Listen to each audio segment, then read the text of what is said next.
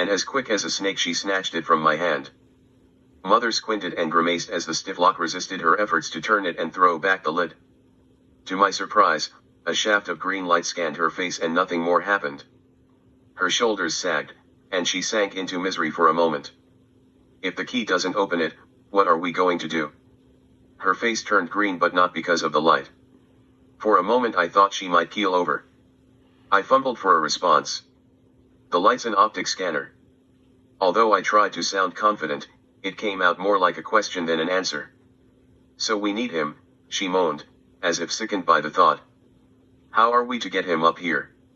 She rested the back of her wrist against her forehead, still looking in disbelief at the chest. You're not suggesting we carry that horror up here? No, I said. We'll use his anti-gravity belt. Is it better to bring his suitcase downstairs? She asked. It would be easier to carry him upstairs because he's lighter. You stay here. I'll get him. First, I need to find his belt. She pointed to a pile of debris in the corner of his room. Is that it over there? There's one way to find out. I pawed through a heap of assorted junk until I found it and then rushed downstairs. Even dead, he retained a certain power over me. I wondered about his family. He had parents, yes, but did he have siblings or children? I couldn't imagine the skipper as a father. I slipped the anti-gravity belt around his waist and flipped the switch. A low hum emanated from it. His corpse floated up several feet. I took hold of his sleeve, guided him up the stairs and into his room. My mother squinted and averted her crinkled nose. Ugh, is there no respite from this scalawag, dead or alive? I brought the skipper over to his valise and lifted his head, making certain the light passed over his face. The light shone forth and created a rainbow as it scanned his crystalline eyes, and at last, the lid popped open. A strong smell of sorghum seed and decay rose from the interior. At first, I saw nothing except an expensive suit of clothes. They appeared brushed, folded, and arranged with precision.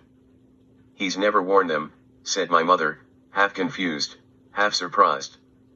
Under the suit is where the mishmash began. There was another sonic whip and a brass sextant. Several glow globes, and several bars of silver took up additional space in the chest. I also found a cosmic proton reader, some trinkets of little value and 6 shell pieces from the back of a Gideon slug. I often wondered what sentimental value these shells held. Why did he carry them in his nomadic wanderings? Could they have been to give to a lady fair to wear with feathers in her hair? Upon second thought I doubted it. The skipper has only ever courted disaster as far as I could tell. In the meantime, we found nothing of value but the silver. Underneath there lay an old-fashioned patroon cap, faded from ultraviolet radiation. My mother plucked it out and tossed it aside. With growing impatience she sifted through the final contents. Nothing remained but a bundle of papers, and a bag of coins. A determined expression etched itself over my mother's face. I'll show these ne'er-do-wells I'm an honest woman, I'll take what's owed and not a ploof more. Hold your bag open. She counted the money from the skipper's bag and put it in the one I held. It turned out to be more difficult than we imagined. He possessed coins from over 24 star systems. He amassed ancient doubloons, centimes, and pieces of 8 from Earth. There were new guineas from his home world of Suntar.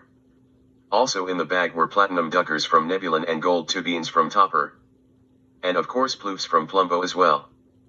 Some of the coins we didn't recognize, they mingled together, and this slowed our progress. The doubloons, centimes, and pieces of 8 were the scarcest. No one knew Earth's location anymore. She took these coins to pay off his debt. When we got halfway through our count, my heart almost stopped. I gasped and motioned for my mother to be quiet. She looked at me with fright. I put my finger to my lips. Listen, I whispered. Her eyes grew wide. What's that noise? She mouthed. It's the putt-putt of the crippled man's floatboard. It drew ever nearer while we held our breath. Then it went still. In the following moments an unbearable silence ensued. Knock, knock, knock. A sharp rap at the front door caused my mother to jump and utter a startled shriek. I put my hand over her mouth until she calmed herself. The doorknob rattled. She removed my hand. The wretched creature is trying to get in. Get the sonic whip and dart shooters, we'll need them. But don't turn the whip on yet, it will make too much noise. I nodded. Time slowed to a crawl as we held still and waited for what would happen next. My imagination went into overdrive. Were the skipper's mates surrounding us, preparing to storm the inn from all sides? Were they trying to lull us into a false sense of security? A million scenarios passed through my mind. The putt-putt started anew and at last faded into the distance. We breathed sighs of relief and exchanged mortified looks. My mother pushed a curl out of her face and tucked it behind her ear. Do you think that horrible creature is gone? What if it's a ruse? I thought the same thing, but the cripple has no legs. He's unable to get around without his float board. She pointed to him, not if he has an anti-gravity belt. Someone else could have driven off in it. It might be a trap. I listened for a few moments more. He's gone. Grab the money and let's go. Have you lost your senses? She turned to regard me with an indignant glare. Let nosy neighbors call me a thief and have them lump me in with those good-for-nothings. I should say not. Mother, I'm sure the bolted door seemed suspicious to the beggar. We operate an inn, the door is never locked. It's likely he'll return with his crew and bring them down on us before we know it. She persisted, I won't take a fraction more than he owes us. It's not 9 o'clock yet. We have more than an hour. My mother still argued with me when a low whistle sounded way off upon the hill. That did it for both of us.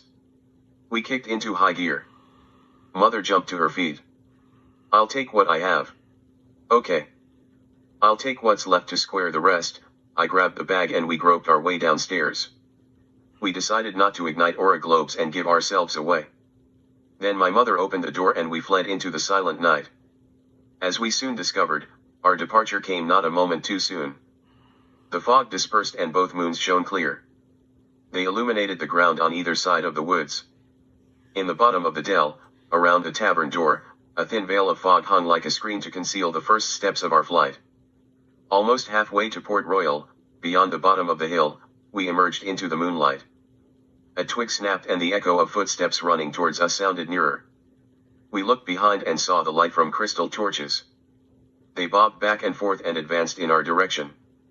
My mother clutched my arm as color drained from her face. Darling, you take the money and run because I'm going to faint. No, you're right on cue like a tree felled with an axe. She tumbled towards me. This was the end of us both, I thought. How I cursed the cowardice of our neighbors. I also blamed my mother for her honesty, and her present weakness. By luck or chance, we reached the little bridge that spanned Boggy Creek. I dragged her down the bank and partway under the bridge. No further could I move her because the bridge hung too low. I could not do anything other than crawl beneath it. So there I stayed, with my mother half exposed. We were both within sight of the inn and the shadowy figures converging upon it.